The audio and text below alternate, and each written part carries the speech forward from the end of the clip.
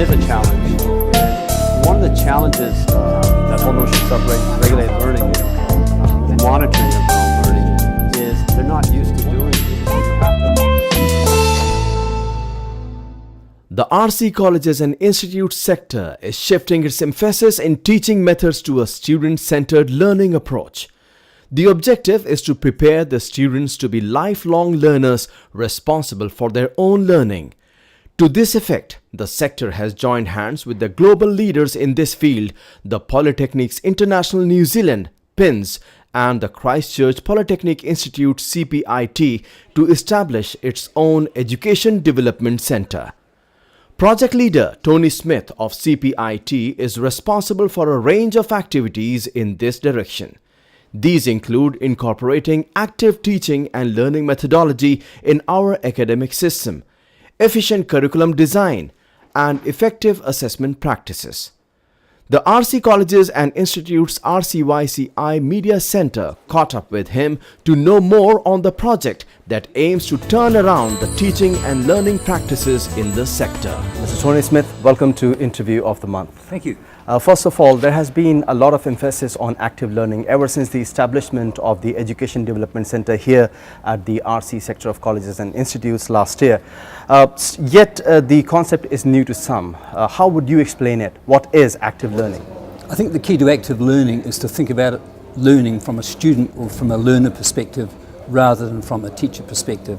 So when we think about active learning, what we're saying is the student is doing something, particularly something in the way of thinking, in the way of analysing, in the way of processing information, and that's when the learning takes place. So it shifts the emphasis from what the teacher is doing to what the learner is doing, and that's when learning really happens. There are often some barriers like implementing active learning in a large group in a class or being able to finish the whole course using active learning methodology. How do you tackle these barriers? Certainly there are barriers. There are areas which are more difficult to deal with than others, and the two you've mentioned are two which come up quite frequently. If you think of it, however, in terms of what the student is doing, the number of students is actually not a constraint because every student can be doing the same thing at the same time. So there are a lot of techniques that you can use with large groups of students to get each one of them active and in particular to get a lot of inter-student interaction as well. The issue of curriculum is an interesting one, and it depends, I guess, on how we focus on the curriculum. If we think about the curriculum as a lot of content, a lot of knowledge, a lot of facts that we must transmit to the students, then yes, the most efficient way to do that is to stand at the front and tell them. If on the other hand we think about the curriculum as the things the students need to be able to do at the end, it's a learning outcomes approach, then in fact telling them all of that material probably doesn't generate very much learning at all. So they will learn the important things much more efficiently if we use an active learning method. But you're quite right, the curriculum does need to be reconsidered because it can present a barrier to active learning. Sometimes students are reluctant to become active learners. They want to remain passive learners. So how do you deal with that?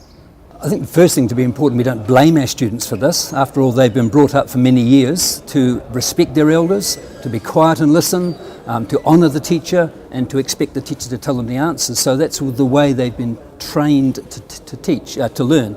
So it's not surprising that it takes them a little while to do things differently. What we generally find is that once students are prepared to give active learning a go, to experience it, that in fact they very rapidly find that they enjoy it. They find that their learning is actually more satisfying and it becomes quite a motivating factor. Interestingly, I think there's a cultural dimension here. Probably the most difficulty I've had in introducing active learning was when I was working in China and teaching undergraduate students there. There's a very, very strong culture of respect and honour for a teacher, and even to ask a question is in some ways insulting the teacher because it suggests they didn't explain it properly the first time. So it was quite a barrier to get them started. Once we got them started, they were off and they just loved it. And I think that's the case here as well. How prevalent is the active learning model in the global education scene? I think everywhere right around the world is moving in this direction. They're at different places and down that track. I also think that active learning is not altogether something really new. I think have been good teachers who have used active learning methods for many, many years. I think it's also always been more active at lower levels of education, the kindergartens and primary schools. I think there's a lot that we can learn from good practice in those areas, but it's the direction which education is going, driven largely by the demands of employers who want students who are aware of learning, who are proactive, who can manage their own development, rather than people who just know things that they've been told.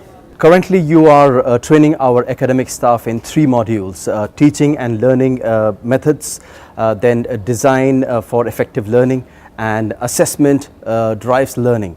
What is the purpose of these modules? I think the 3 are very, very closely interrelated, and if you think of them in terms of what they essentially are about, teaching and learning methods is the way in which students learn, it's the activities that take place in the classroom. The learning outcomes, the design for effective learning, is specifying what we want the students to know or be able to do at the end, and the assessment drives learning is focused on how we will know that the students have achieved what it is that we wanted them to achieve in the first place. So I think that the 3 are very closely related, and any one of them without the other 2 is very difficult to change. Interestingly, when we talk to our students, of course, to them assessment is the first question they ask about. What have I got to do to pass this course? Whereas as teachers, that's often the last thing we think about. So part of this course is our recognition that there are different ways of looking at those 3 issues as well. One of your biggest responsibilities is to train our academic staff so that they are able to take over from the Christchurch Polytechnic Institute and run the Education Development Centre on their own. How far have you got in achieving that goal? I think we're making really good progress on this. Certainly the first task was to identify some people with the interest and expertise to be involved. That happened quite quickly. Those people have been working alongside the CPIT experts who've been here and taking a part in the presentation. We've now got 2 modules being run primarily by the YIC Development Centre staff, and those are going really well. So I'm really confident that we've built the capacity, the capability and the confidence among those staff that as we now start to withdraw, that they are absolutely ready to take responsibility and to continue the work of the EDC into the future. Mr. Tony Smith, thank you so much for your time. It's been a pleasure talking to you. It's been my pleasure too. Thank you. It is a challenge.